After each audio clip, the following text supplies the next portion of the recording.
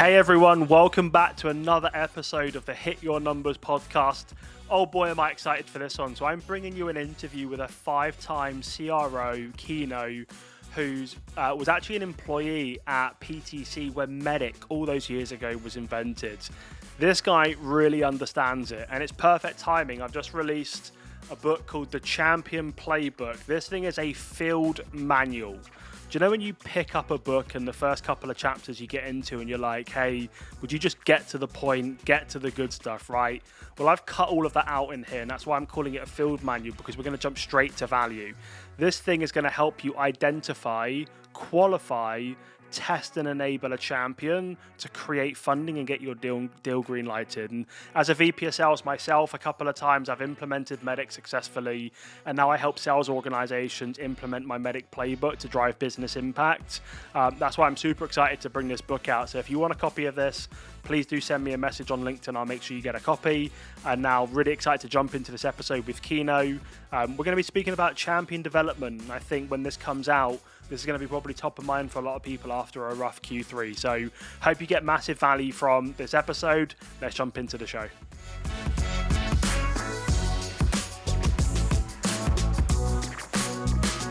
All right, welcome back everybody to the Hit Your Numbers podcast, where we're going to take you through some actionable content that hopefully you can finish listening to this episode and instantly implement it. And today I'm joined by a 5-time CRO, and we're going to jump into a conversation around developing champions. But maybe just before we kind of jump into the conversation today, maybe just give the listeners a really quick introduction into your role at the moment, the mission you're on.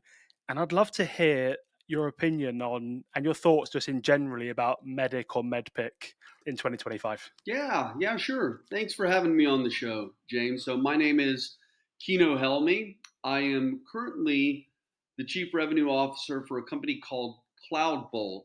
Our tagline is to help companies build, manage, and optimize any cloud. So our ideal prospects are those who are suffering from out of control cloud costs, and we've got a suite of solutions to help them not only get those under control, but to optimize them so that there's no hit to performance while they're trying to run their cloud infrastructure in a more responsible but still productive manner. Got it. Lovely. Sounds good. And I'm sure Medic is such an important part of your sales process, from acquiring new logos through to expansion and renewal. So maybe, give us your point of view or general thoughts on Medic at the moment. Well, Medic is a foundational cornerstone for how we run the business. I will say that it is often mischaracterized as a sales methodology. Medic is really a qualification framework. It is a litmus test for where your deal's at, and is very effective at exposing the holes in your sales strategy when they've deviated from a winning strategy. But to consider it a sales methodology is incomplete. If you want to take a more comprehensive approach for how you run a deal, you really need 3 things, of which Medic is one. You need an enterprise sales process, one that is prescriptive and lays out the sequence of events that ideally gets you to the end. Medic comes in when the sales process deviates from that ideal structure, which, by the way, will happen every single time. It's very rare that there is a sales process that doesn't hit some snags and some snafus along the way. The third piece that you need is what I call power-based designations. One of the most important books that I've ever read is Power-Based Selling by James Holden. This is a book that allows you to apply a designation to the various players that are involved in the deal: technical buyer, economic buyer, coach, champion, unknown, enemy. These are all things that we need to be aware of so that we can navigate the deal. So you really need all 3 legs of the stools to manage the deal effectively. You need a sales process, you need a correction mechanism and a qualification framework that is Medic, and then you need power-based designation so that you can build a strategy around each key principle in a deal. My general thoughts. Love that. I think that's absolutely spot on. And yeah, like it's that litmus test, right? It's a qualification tool. When I talk to sales organizations about it, it's almost like a GPS. If I was to drive from where I am today, which is in the south of the UK, and drive 8 hours to the north, I could probably get there by looking at the road signs, but I'd probably take a few wrong exits at the roundabout, take a few wrong turns, and I would pull out Google Maps, my GPS, and it would say, hey, no worries, we need to course correct here. If you take the next right and the second left, we'll get you back on track. And that's what Medic is for me. Is like you said there, any deal that's like truly linear and doesn't hit any snags or anything like that probably doesn't require Medic anyway, because it's probably a highly transactional inbound SMB sales process, and then we're over engineering things anyway. So I love the way that you think about it that way, and how it identifies gaps so that we can see them way ahead of the end of the period, end of the month or quarter or year, and we can say, hey, this deal's got risk. Every deal's got risk until there's dry ink on the contract. What do we do as a go-to-market team, as an organization, to go out and mitigate that risk and drive this deal to the finish line and have some kind of positive outcome? So love that. I've not heard of power-based designation, so I'll definitely go and check that out. Sounds interesting. Makes total sense. Okay, so really, really good kind of intro there, Keno. Let's talk about kind of you kind of getting into Medic. So you've been around the block. You've built a couple of sales organizations and been accountable for driving revenue and growth. When was it that you came across the importance of developing champions? Was it you were one of those lucky people where you were in an organization and you were trained and coached and developed as a sales professional, or did you learn the hard way in the field by making loads of mistakes and getting very frustrated, and then finally realizing that actually there's somebody driving consensus and I need to identify and enable them? Maybe you could tell the listeners about that journey. Yeah. So I'll tell you that I was one of the few beneficiaries of early days Medic when I was an employee at Parametric Technology Corporation, where Medic was born out of. I can remember way back when it first came out that the company did a very good job of defining what a champion was, and what we heard day in and day out with every deal review, and I still use it to this day: no champion, no deal. Now, I will say what I learned over the course of 20 years is then that something that was not really well accentuated at PTC is the recognition that the champion concept is in of itself a sales process. There are two processes that are going on concurrently. There's the conventional sales process where you're simply trying to win the deal based on the merits of the technology and its differentiators, et cetera, et cetera. In parallel, there is the process of identifying and developing a champion who is ultimately going to be the person that ends up getting your deal done. So I learned very early on what it was. It took me 20 years to figure out that you can't just identify one and bet on the come, that you have to take proactive steps to helping them get there, to get to the point where they're willing to bang their fist on the table and say, we have to have XYZ company. 100%. Yeah, I learned the hard way of going through the frustration of like, hey, this feels like a really good deal.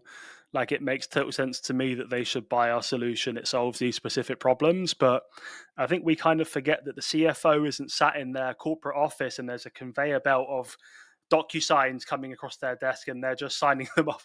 Somebody's coming into the office with a compelling cost justification, a business case, and they're saying, hey, these are this is our current state. This is our way of doing things at the moment. These are the inefficiencies. This is the cost.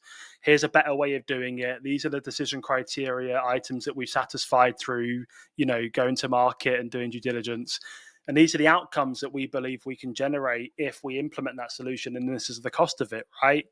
And it requires a champion to run discovery in their own organization around the problem, then work with vendors to provide, to identify a solution, and then build that business case and walk the corridors and pop their head into procurement and finance and legal and IT and operations and drive consensus across the org, right? And I think a lot of the time we just we don't put enough emphasis onto that part. Like, is this person the person that's actually going to do all of that and put their name to it? And then we get to the end of the quarter and we start scratching our heads like, I don't get why they're ghosting me, or I don't get why this deal's stuck in stage three. Makes no sense. It's because nobody's picked up the business case and they're walking the corridor. They're like you said earlier, I guess they're more of a coach, right? A friendly contact in the account, not someone that has something to gain from you being successful. Would you agree with that? 100%. We should spend some time talking about how to get them there, because the majority of the things that you just articulated, I believe, is incumbent upon the sales rep. And if you're allowing your champion to go at it alone, you're making a catastrophic mistake. They're not professional sellers. They don't often know how to buy software. So you should never rely on them or anybody within the organization for that matter to build the business case. You should build the business case. You should not rely on them to sell your product for you internally. They're not salespeople. You should teach them how to sell it for you, how to represent you, what are the pitfalls, what are the speed bumps that are going to come up, and then what should the responses be when people start questioning why do anything, now, and why do anything with your company. 100%. So spot on. Well, let's get into that then, shall we? So, before we get into the world of how do salespeople actually enable champions to drive consensus and have those conversations, let's just assume that you're walking into a new enterprise deal today. What would you say, like, are the two or three things that you would be looking for to identify? Because my POV on this is that I can't really qualify a champion until I've tested them, but I can partly qualify them based on a couple of characteristics. Like, what are those maybe one, two, or three things that you'd be looking for in this person to say, hey, we might have a champion here, we should invest in more time? What would those be for you? Yes, it starts with identification. Before you qualify them, before you develop them, before you ask them to do, you got to. This is probably one of the greatest challenges in a deal, is figuring out who the right person is to build your champion sales development process around. So let's go with low hanging fruit. Let's talk about the path of least resistance. Who you start in the organization with has profound implications for the speed and the size of the deal. So I would advocate for, aspirationally, that you begin with the economic buyer, that your first meeting should be with the economic buyer, the person that will ultimately approve the purchase. And the easiest, best, and most effective way to identify a champion is to simply ask the economic buyer who that person is. Now, you don't say who's the champion, who's the prospective champion. You lay out a vision for what your technology can do. You tell them that you understand you haven't had the due diligence necessary to conclude definitively that the software would do for you what it's done for others, but you have a sneaking suspicion. And you ask for sponsorship. And here's a critical point: you ask for sponsorship not to the functional area that you think this thing belongs in. If you're selling ERP, that would be the finance organization. If you're selling cloud software, that would be the cloud group. If you were selling, I don't know, data center optimization, that it would be in the data center group. The key, the key is to ask them, who are the people or individuals in your organization that you trust to help you make decisions of this magnitude? Who are the people that if they came to you and said, hey, Mr. Man, we need to buy this, that you would sign immediately because you trust and respect them? Who is it that you task with the hot projects when things are on the line and it's critical that you deliver? Who are those people? They may not be within the functional area that your software naturally lies. Sometimes they're in finance, sometimes they're in operations, sometimes they're in strategy. And this sounds like a very uncomfortable conversation to have. You will be shocked at how receptive the economic buyer is to providing this feedback, provided you couch it appropriately.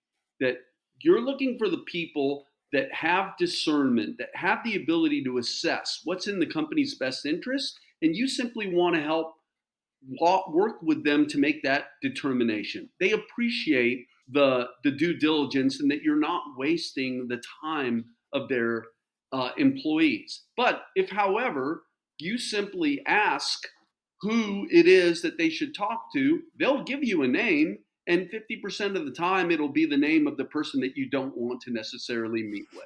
So, 100%. Like context is everything, right? It's like when you're using AI. If you don't give it the context, you usually get really bad replies back, right? But if you give it the context, then you usually get really close, like 80% of the way there. And what I wrote down when you were speaking there is I love the way of like laying out this vision with the economic buyer and showing them what like good would look like. mhm. I guess from your perspective, I guess like coming prepared with a strong point of view, like a value story, maybe some case studies, just so that they can go, hey, do you know what? Like, if we went through an evaluation process and I did delegate you down to this person, it is worth, good time to evaluate this because I believe that some of those outcomes will benefit me selfishly as an economic buyer and my, executive, responsibilities and objectives. Um, I guess in your experience, how much does that play on this strategy versus reps as coming in and almost like winging it and getting a negative result? Well, it's everything.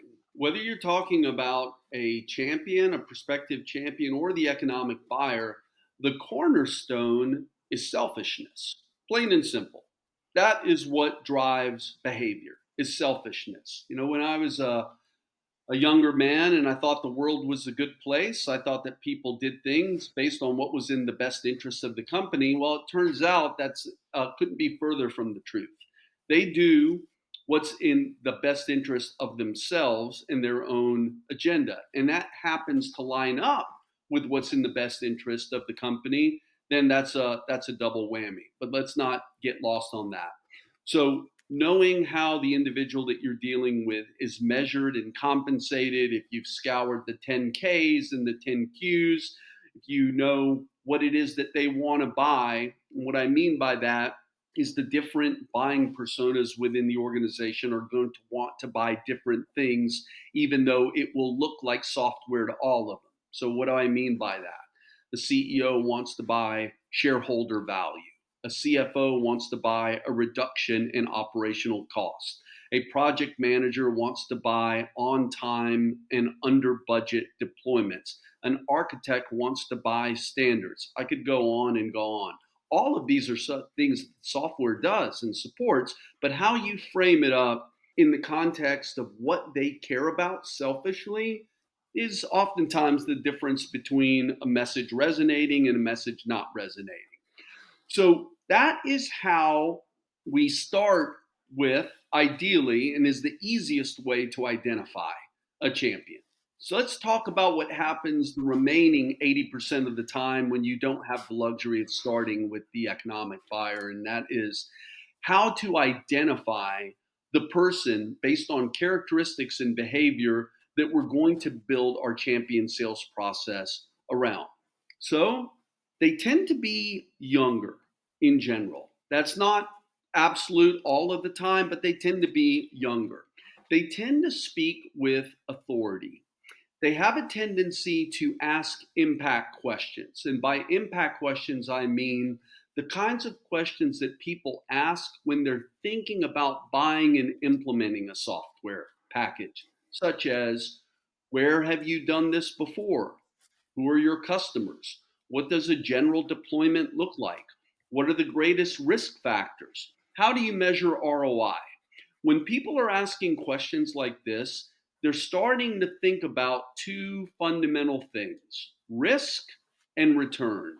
They're trying to think about, should I get behind this project or not? And where is it going to expose me? And where is it going to promote my selfish agenda? That's really what it is that they're thinking. Also, how people react when a person speaks volumes about whether or not they might be a prospective champion. For example, if there's a person that's speaking in the middle of a demo and then everybody starts looking at their watch or starts reading what's on their phone, that's nonverbal communication that you're dealing with the wrong person. That is not a person that you want to build. But when a person speaks, they ask impact questions, and you see people stop what they're doing, paying attention, nodding, supporting, and then maybe expanding on what it is that they were saying or asking. Those are very strong indicators that that person has power within an organization. It's a good way to identify the right person to build your champion construct around. Also, asking people that are tangential in the organization when you're dealing with them, who else would need to get on board with this project in order for it to increase the likelihood of getting procured and implemented? Who does the economic buyer trust and respect within the organization? Who are the players? Who gets a vote? Who doesn't get a vote? Answers to these questions inform who you should target as your prospective champion. Yeah, and you might get more than one name, right? Multiple champions are always better than just one. If you're Yeah. single threaded, you're betting the farm, and you better hope that you made the right bet. This episode is sponsored by. I'm just playing, but I do have two things for you today. So we recently released a mini prospecting course, 100% free to access, where I break down the script that my last team used to go from 6 meetings a month to 60 meetings per month. There's a lesson on how to write great first outbound emails, and then there's another lesson on video and voice note prospecting and best practices, and there's so much more in the course as well. If you want to get free access, just click the link in the description below. Now, alternatively, I said there's a second thing. Maybe you don't need prospecting support, but maybe you need help running better demos or scoring your deals with MedPick, or you need help with prospects that are ghosting you. If this is the case and you want to unlock some of these trainings and resources, go ahead and join the prospecting course anyway, because you'll find there's other resources and more content in the mini content vault folder. So go sign up today and unlock these resources. Right, let's get into the episode. Yeah, 1,000,000%. I can't remember where I listened to it, but a couple of years ago I was listening to a podcast, and it was the ex CFO of Adobe, and they were saying that they don't really care if the price is 10% more or 10% less. They care that there's general alignment across multiple teams that this is the right thing to do, and there's different people at different layers of the organization that agree, and they're prepared to grab this thing with both hands and run with it and give it its best shot. And again, like, that changed the way that I thought about structuring a buying group and that committee, and identifying, well, I've got a champion over here, but actually, like, who else in this organization has a vested interest in my success, who has power and influence. Like you said earlier, in a demo, when someone else starts speaking, people stop talking, they really lean in, they listen, they pay attention, they agree with, like you said, they nod a lot, and they agree with those people. And if you can identify more than one, there's two benefits for me there. One is, if your champion leaves the organization, your deal still is alive. We've all been there where a champion leaves a customer's organization and we're like, oh, we now need to wait for a replacement, and that person might come in with their own objectives. But if we've got backup, then we can lean into those people and keep driving the deal forwards. The other thing is, like, I've seen this for sure play out even when I've been in executive meetings. When one person brings a business case to the table and it's a lot of money and it's not clear in terms of value and outcome, they usually get pushed back, and you might hear people say things like, hey, sounds like a good idea, we have some other projects, can we come back to this in 6 months, can it wait? And if they can't defend that statement, then they'll struggle. But when you've got three people in that room saying, we believe this is the right thing to do because of this objective, and we believe it can help us get there faster, for less effort, for less money, with less risk, etc., people go, do you know what, let's just create some money for this. It sounds like there's alignment, let's go do this thing. So you will notice bigger deal sizes, higher win rates, reduced time to close, because there's more people. And again, I don't know about you, but when I see people deploying Medic, they rush it through very quickly. They very quickly get through the champion section, and it's very much around, you need one champion, go find that one person, and then focus on everything else. And I think if we just slowed down, looked a bit wider, and built ourselves a network of advocates, things do move a lot faster and there's a lot less risk in the forecast. Totally agree. Yeah. I also love what you said earlier, and this is so, so, so true. So my last org, we were running a sales process with Ford Motor Group, and some of the medic notes in CRM looked really, really great. And what you mentioned earlier, I wrote down what they say, from who, and the actions they take. And I think what's so important with what you said earlier about, who you're talking to in that account is, at face value, it can sound good, but are you genuinely listening to what they're saying and their tonality in how they're saying those things? And like you said, the questions, are they identifying or trying to discover risk or implementation? And if I can actually listen into what they're saying, that might give me some confidence I'm with the right person. But I think a lot of sales reps are so focused on their next qualification question or their next feature dump they want to give. They're not really present in the conversation and going, why is this person saying that? Why are they saying it like this? Are they the right person to say it? And what actions are they taking after this conversation to actually demonstrate that they're selling internally? They are going and swinging the bat. I think there's a lot to be said around not just looking at medic notes in Salesforce and going, we have a qualified opportunity. It's actually inspecting, where are those words coming from and what actions are those people taking in between meetings, just to be like really, really sure that we actually do have a qualified champion. And it's a risk that I think a lot of organizations need to mitigate, especially, this time coming up to end of quarter, and they're now relying on that person to get their deal over the line, and they've made a couple of mistakes on the way. So I think that was just a really important point to kind of reinforce that you mentioned earlier on. Yeah, thanks, James. What you're describing is really a function of three things, two of which are teachable, one of which is not. And that is enablement, that is EQ, and that is experience. So the best reps, the ones that have been doing it for a while, that have high EQ and have a lot of experience, understand that this is more of a dialogue and a conversation with lots and lots of open-ended questions, as opposed to reading off of a script, which I I agree, you have to start someplace. You got to point somebody how to go about doing this. But if you get out of the script and you ask yourself, why is it that I'm trying to uncover this information? It simply makes you more effective when you're taking them through a script. Bottom line, the best salespeople talk 20% of the time and they listen and ask questions 80% of the time. The more these people talk, the more they are arming you with the information that you need to fill out the medic and to complement your account plan and your overall sales strategy. It's not about reading a script. It's about uncovering pain, real motivations, and the quantification of the nature of the problem that is ultimately going to equip you with making a compelling argument as to why you should go forward. Yeah, 100%. Couldn't agree more. And you mentioned enablement there. So let's have a quick conversation about that, shall we? So let's say we've identified a champion and, we want to do an on-site workshop, cross-functionally, so we can bring more people in, identify the buying group, that kind of stuff. What can we do to enable our champions to get more people into the room and tell the value story when they have those conversations? Are there any tools or strategies that you work with your teams to help make that happen? I like to over index on speed, and what you just described is something that may or may not be necessary in order to further the deal. So let me steal a line from Stephen Covey, and that is begin with the end in mind, right?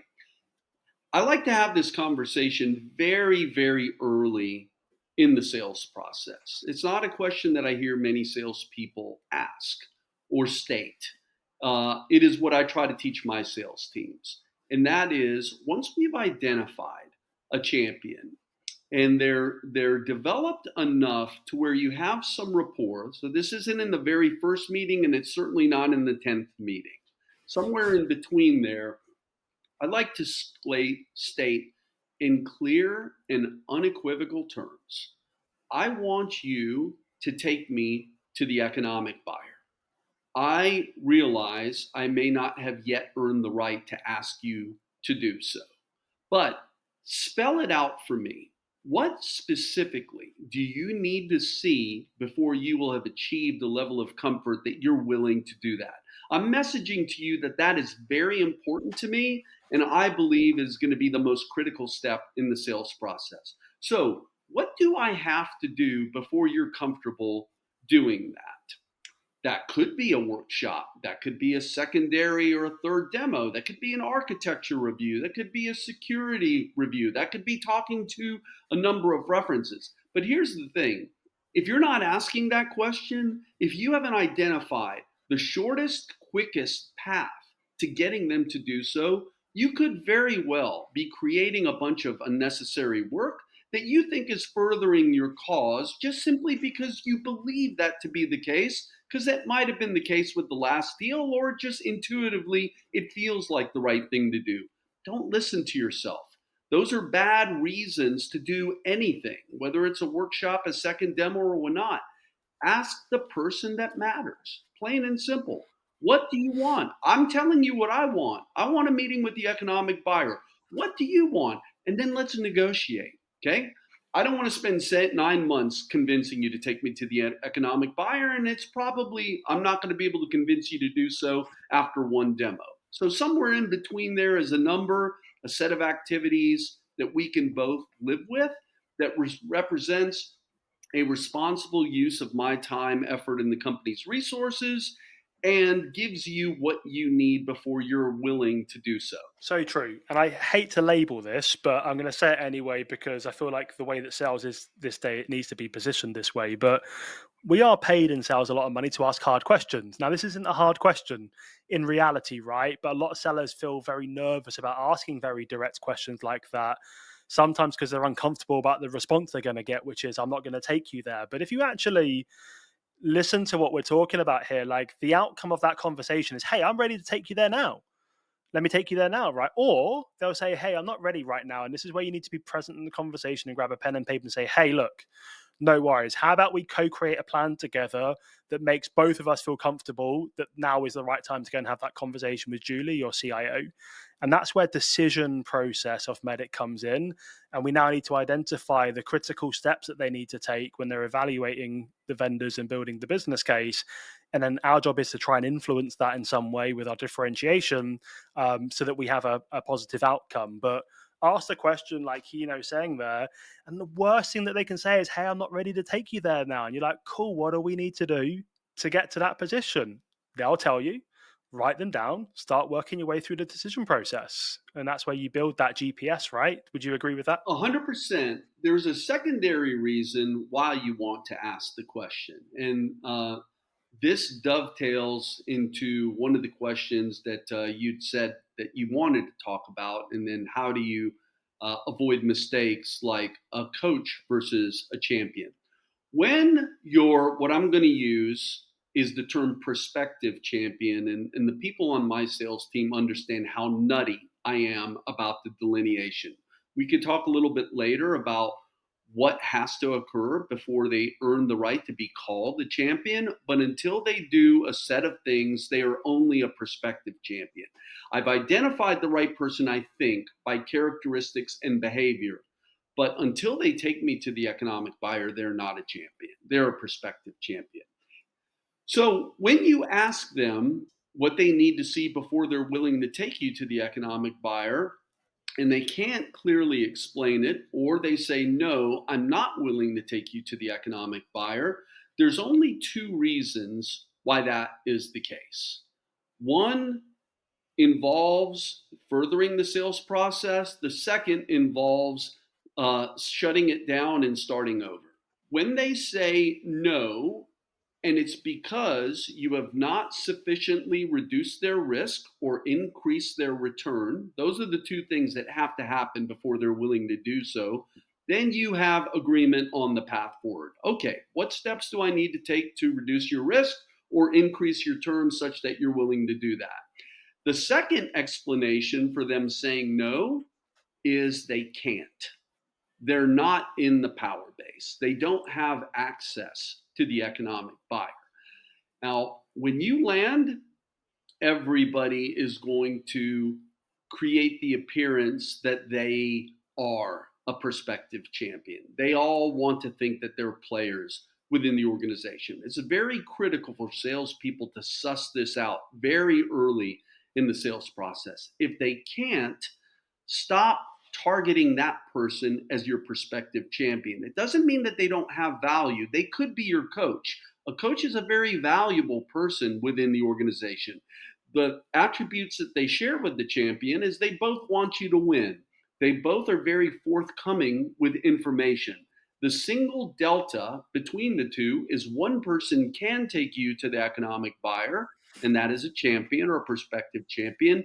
The second cannot, and they are a coach. They will never be anything more than a coach, and we need to treat them accordingly. But again, no champion, no deal. So you got to find that champion very, very quickly and get on a path with getting them to put you in front of the economic buyer. Oh, so good. Yeah, so good. So one is you haven't identified or helped them to see value around the return or to mitigate risk, and the other one is they just strictly can't do it. And I guess that goes back to your very first point about the importance of trying to start with the economic buyer in the first place, because they will push you out to a champion if you help them lay out this vision.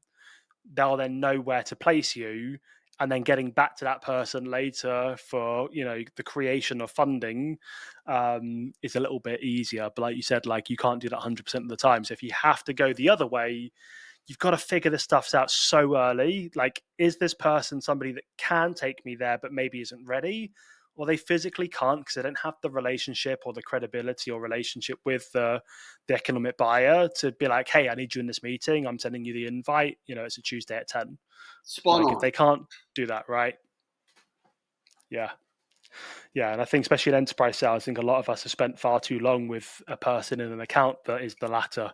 They physically can't get there, but because they're the VP of operations, we just assume that because the last 10 deals we closed, the champion was a VP of operations, that this person has to be our champion as well.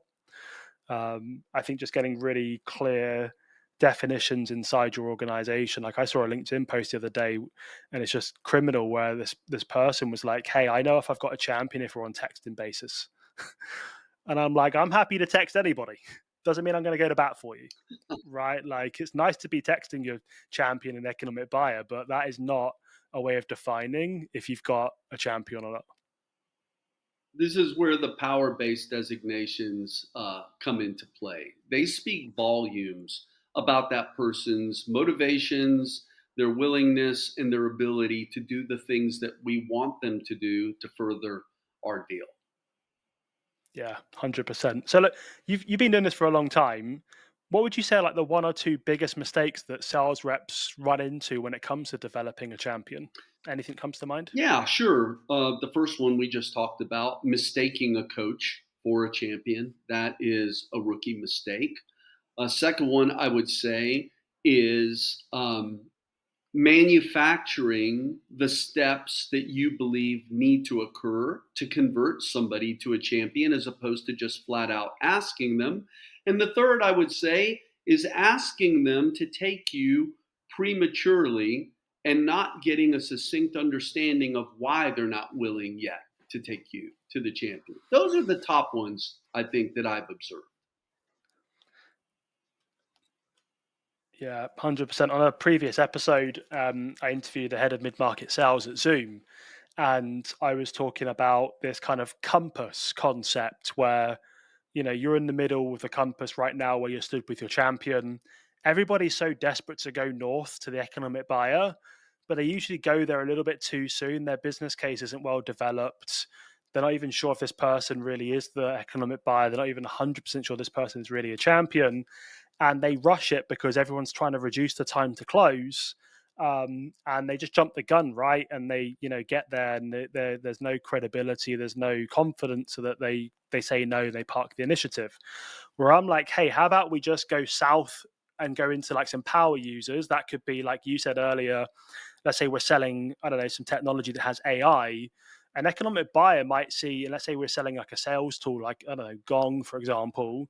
Maybe the sales leader, the economic buyer, the CRO, looks at one of the AEs on the team as a champion because that person is really like getting into the weeds of AI, they're really kind of switched on, they really kind of clued up. Like, why don't we go south a second and just see if there's anybody else in the organization that, could have influence and have, the ear of the economic buyer? And then are there any, like, if we go east and west and try and find some new teams, like, can our deal get bigger? Right? Like, if I'm selling Gong to the VP of sales and that's my champion, have I even thought about like building a POV to sell to marketing so that they can access customer voice and build a better website? And what about CS around expansion and renewal? Yeah, Yeah, very it good takes a little point. bit longer, but it's worth it because then you've just built this really strong position and your cost justification is really kind of strong. And when it goes to the economic buyer, it's like, hey, this feels like the natural thing to do. It's well developed, it's clear on the outcomes. Hey, let's roll with it. Yep, 100%. And if you've backed the right horse, it is the champion that should have that political awareness, that astuteness to recognize what additional support is going to be needed to make the deal a slam dunk. So, this is a conversation topic you should have with your champion, which we continue to talk about, but we haven't described succinctly yet what it is exactly that a champion is. So it may not be a bad idea that we take a step back and have the definition, right? So in my model, there are four distinct attributes that have to be surfaced and confirmed before somebody has earned the right to be called a champion. They must be trusted and respected within the organization. That is, they are in the power base. Second, they must have a selfish and vested interest for backing you and you alone. Third, they must have access to the economic buyer. And lastly, and most importantly, they must have a willingness to take you to the economic buyer. Until an individual passes all four aspects of the litmus test, they don't get the right to be called the most hallowed of designations in our profession, a champion. You can call them a prospective champion. And that's when I'm going through my forecast reviews with my reps and they know I'm going to ask, they are prepared to tell me immediately why they've bet the farm on this person, why they're your champion. Now, of the four, there's one that allows you to assume the other three automatically and is the most important aspect. And that is simply that they are willing to take you to the economic buyer. Plain and simple. If they do, you can assume that they're backing you and you alone. You can assume that they're in the power base, and you can assume that they have access to the economic buyer. So it is the shortest path to confirming that you have a champion and the most important attribute. Yeah, 100%. I guess what you're also probably asking your sellers is, and my last team, we ran into this challenge when we were trying to sell to BP, huge organization, and we had defined a champion. We were working on the testing piece, like the final test, like will they put us in front of an economic buyer? And then we started to think about, hey, who else could be a champion for a competitor in here, right? Because I think we also forget, like, if this is a really important problem to solve, it's not just going to be us in this deal. And in fact, I feel a lot more confident the business has taken this initiative seriously when there are other vendors involved because they're doing proper due diligence, right? So that's where obviously differentiation and that champion piece is so important. But I think, again, as sales leaders listening to this, we need to be coaching our reps and also qualifying our reps on, okay, great, Sarah, the VP of IT is our champion, and we've tested that. Who else is in the account and who's their champion? And if we looked at a hierarchy, if we looked at an org chart, where does that person sit? Sure. And are they the SVP of IT and global security, for example? And does that person have the ear of the economic buyer more than our champion? I think. Do you ever see that as a challenge in the past or in today's world? All the time. You will always have competition in every deal, even if competition is do nothing. That is a competitor. Build it yourself is a competitor. There is no such thing as a deal that does not have a competitor, or maybe better articulated, doesn't have alternatives. It may not be another vendor. It could be build it yourself, or it could be status quo. Those are very powerful competitors. Every competition element will have a champion. And this goes back to power-based selling and the criticality of reading that book. If your champion is stronger than your competition's champion, you will win in all likelihood. If your competition's champion is stronger than your champion, you will lose. So, again, that's not something you want to gloss over or take for granted just because you have a strong, successful champion. You need to know who your competition's champion is well, and then devise a strategy to help your champion compromise, mitigate, eliminate, discredit the competition's champion. And there are various techniques that you can use to do that. Yeah, 100%. And like something that comes to mind here is about just being genuinely curious about the process and the frameworks we use, and they can evolve. So you mentioned earlier the three whys, right? Why change? Why now? Why us? I actually like the five, which is I added the fourth, which is why them, and then the fifth, like, is why nothing. Right. And that again just helps us again get curious, think outside the box, look at risk, figure out, are we likely to win this one, get our GPS out, see how we need to course correct. I think that's so important. And you mentioned like status quo and DIY, build it yourself. IT, are big fans of that, especially in this economy. The other thing I think to think about is who's the champion for a competing initiative. So let's say I'm selling an IT solution into the business, but the business has also, made a couple of acquisitions and they need to roll out a new Salesforce instance because they're, five companies in the group now have got different CRMs and reporting's becoming hard and, the forecast is even harder. So there's me selling this IT solution into the business. But then there's also another organized part of the organization that's looking at CRM. Like every organization has its pots of money that they can spend, but they ultimately come out of one big pot. And once the money's gone, it's gone, right? So it's about also understanding who is the champion inside the organization around something else, and where do they sit in the organization, and what risk does that have on my forecast? Yep. It's just another competitor competing initiative. Yes. It's just another Yeah. competitor. Yeah, and it's about being curious, taking the time to properly look at the accounts in your forecast, right, and identify where the risk is.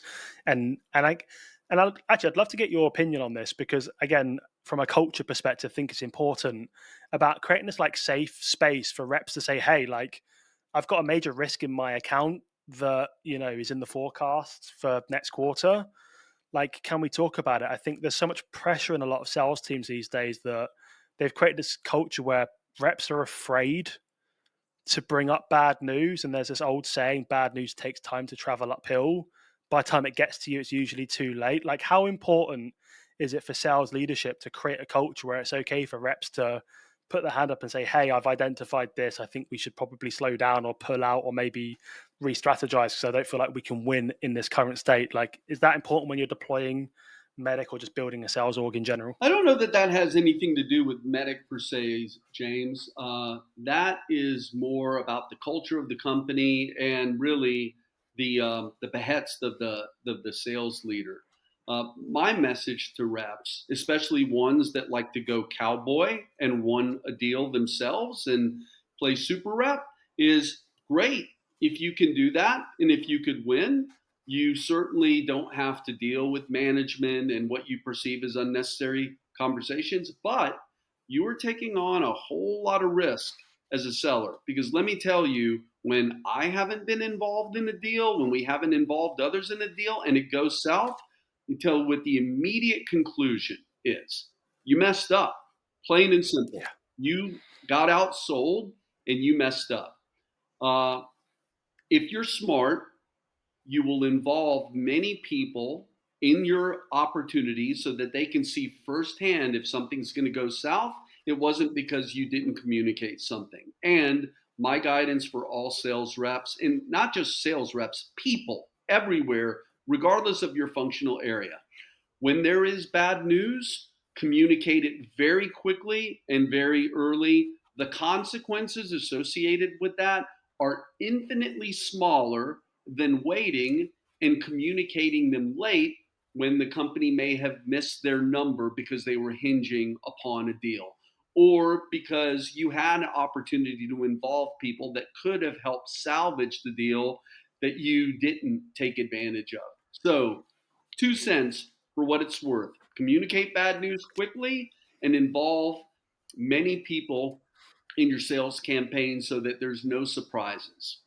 Yeah, selling's a team sport now, especially in enterprise sales, right? There's no need to go at it on your own. Work as a team. We're all got this one shared goal, which is ultimately revenue. So let's all work together and see how we can get to the finish line in a successful way more times than we don't. There's no egos. It's let's just do it together and figure out. And also, like when you're on a call, sometimes you miss something. Especially if there's a group of people on the other side, you miss body language or what somebody hasn't said, and having your colleagues or your sales leader or your sales engineer or your an internal partner on the call can help you spot some risk, Absolutely. and they can do something about it in real time rather than when it's too late, right? Yeah. Deals, especially strategic deals, are too large, they're too complex with too many moving parts for you to go at it alone or even at it with a sales engineer. You need to gang tackle opportunities like that and recognize the team that is working this deal, not you as an individual working the deal. You want to involve your executives. You want to involve the people that are going to have to deploy it. That helps instill confidence in your prospects. You've got to involve out of the box thinking. Who on our board of directors might have a relationship that could be leverage? Who are at our executive level on LinkedIn? We talk about executive linkage. Who is involved that may have a connection to somebody else in the organization that could again help further the cause or mitigate the risk? Anyway, I'm done pontificating. Yeah, hey, this is great. And like I love these conversations and it gets me thinking of like just creativity. But again, depending on the size of the org, this is where workflows can be really handy. So when you go into Salesforce or HubSpot and you validate, hey, this is a truly qualified opportunity because of these reasons, have your RevOps team or your sales ops team create like a push notification into a group Slack or a Teams account where there's executives in, and they can be like, hey, we've just qualified in IBM. Who knows? Like somebody on the executive team could have gone to school with that person, right? And they see it. And if the sales organization is, a very large team, so that could become a very noisy space, like pick out the really strategic ones and just screenshot it to VCs or execs or whoever it is, the board, and be like, hey, we just qualified in this account. Do any of you guys know anybody in this account? These are the people we're dealing with. Here's some other people in the buying group we've identified. Do their names ring any bells? Yeah, Like little things like that can make a massive difference. huge difference. We create a Slack channel for each major opportunity, and it complements our deployment of Salesforce and CRM for that very reason, to establish executive linkage, to make the broader team aware of the progress that we're making in the account, and to get their general advice and counsel when we get tripped up or a new competitor enters or there's a new person that just got hired into the organization, all the things that happen in just about every single deal, the monkey wrenches. Yeah, amazing. Love it. Okay, I've got two kind of fairly short but I think helpful questions before we wrap up here, if that's okay. So, um, if you're a sales leader listening to this and coming up to end of Q3 and you're now kind of realizing that actually maybe we weren't doing a good enough job properly qualifying, identifying, qualifying, enabling champions to go and have those conversations for us, what tips would you give them to help drive change in Q4 with their sales organization? Are you talking about what help would I advise them to counsel their champion? Is that what you're asking? To help their sales organization do a better job of identifying and qualifying, like what can the sales leader do to improve their team's ability to spot a champion, validate it? Is there any like tips that you or plays that you run with your teams for new hires or something like that to help them close their skill Yeah, gaps? so we do a number of things.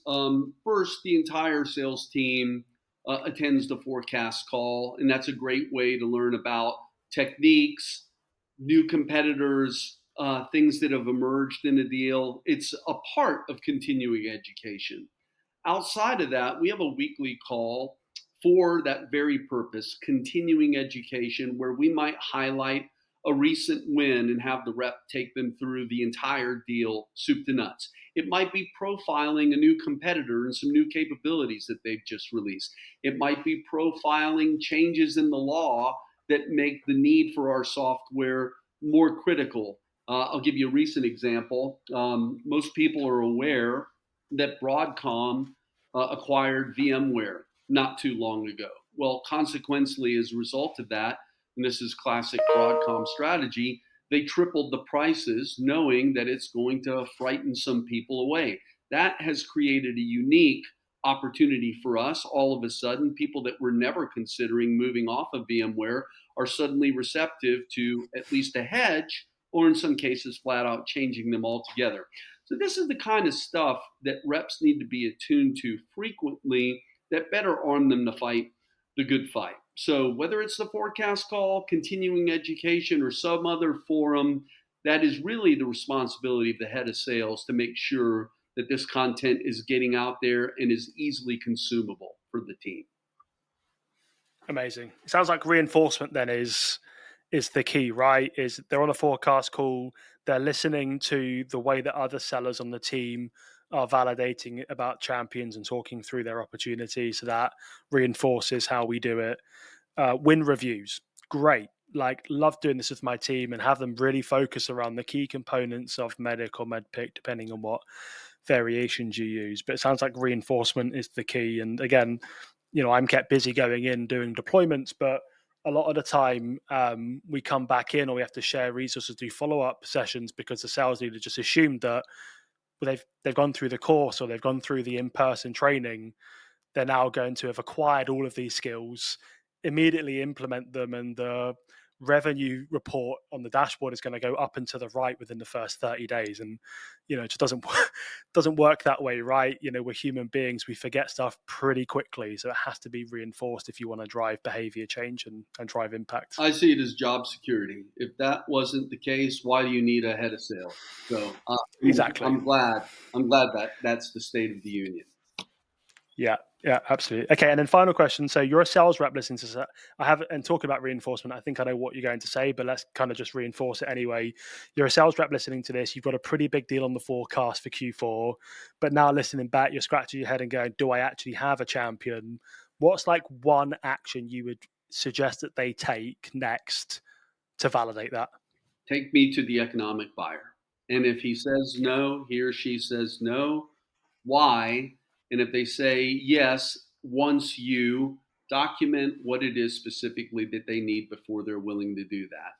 Because again, no champion, no deal, and no access to the economic buyer, very unlikely that you're going to get a deal or that you can forecast it with any degree of confidence. So that's what I would say is my parting words.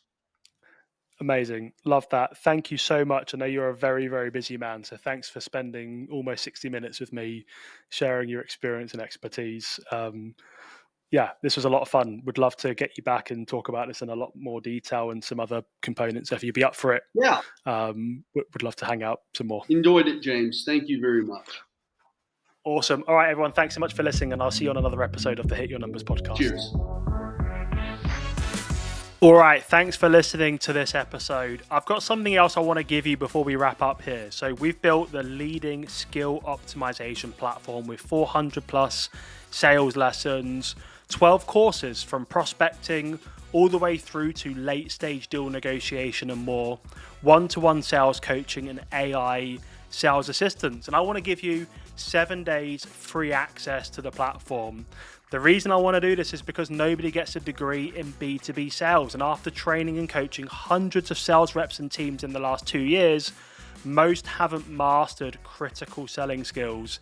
And it's preventing them from being promoted, earning great money, and building a great career in B2B sales. So go to the revenueenabler.com, grab a free trial, and join hundreds of salespeople that are closing their skill gaps and mastering sales. There's a link in the video description. I'm looking forward to getting you set up. Give me a shout with any questions.